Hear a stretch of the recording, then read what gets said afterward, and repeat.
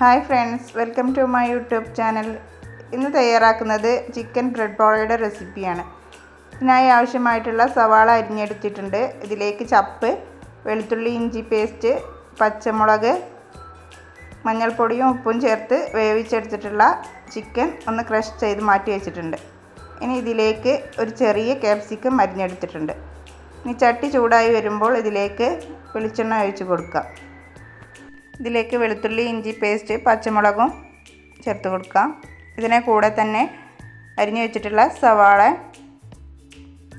ചപ്പും കൂടി ചേർത്ത് ഇത് നന്നായി ഒന്ന് വഴറ്റിയെടുക്കുക.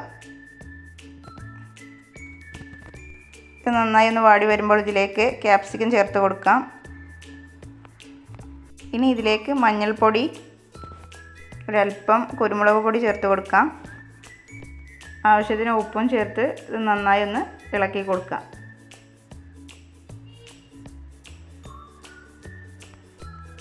ഇനി ഇതിലേക്ക് ക്രഷ് ചെയ്ത് എടുത്തിട്ടുള്ള ചിക്കൻ ചേർത്ത് കൊടുക്കാം. ഇതിനെ കൂടെ തന്നെ 1/2 ടീസ്പൂൺ ഗരം മസാല ചേർത്ത് കൊടുക്കുന്നുണ്ട്. ഇതിലേക്ക് അരിഞ്ഞു വെച്ചിട്ടുള്ള കറിവേപ്പില കൂടി ചേർത്ത് ഇത് നന്നായി ഒന്ന് ഇളക്കി കൊടുക്കാം. ഇപ്പോൾ നമ്മുടെ മസാല ഇവിടെ തയ്യാറായിട്ടുണ്ട്. ഇനി ഇതൊന്ന് മാറ്റി വെക്കാം. ഇനി മിക്സിയുടെ ജാറിലേക്ക് 5 കോഴിമുട്ട പൊട്ടിച്ചെടുത്തിട്ടുണ്ട്. അതിലേക്ക് കുറച്ച് ഉപ്പും കുറച്ച് പാലും കൂടി മിക്സ് ചെയ്ത് നമുക്കിതൊന്ന് അടിച്ചെടുക്കാം.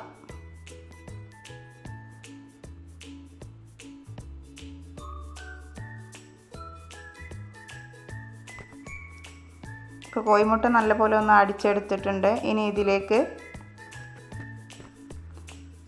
ബ്രെഡ് ഇതുപോലെ ഒന്ന് മുക്കിയെടുത്ത ശേഷം ഒരു നെയ്യ് തടവിയ പാനിലേക്ക് ഇതുപോലെ ഒന്ന് വെച്ച് കൊടുക്കുക.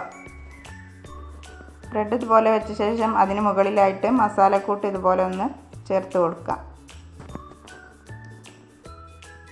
അതിന് മുകളിലായിട്ട് മസാല കവർ ചെയ്യുന്ന പോലെ ബ്രെഡ് ഇതിന് മുകളിലായിട്ട് ഇതുപോലെ ഓരോന്നൊന്ന് വെച്ച് നമുക്കിതൊന്ന് കവർ ചെയ്തെടുക്കാം. ഇനി ബാക്കി വന്ന മുട്ടയുടെ മിക്സ് അതിന് മുകളിലായിട്ട് ഒന്ന് ഒഴിച്ച് കൊടുക്കുന്നുണ്ട്.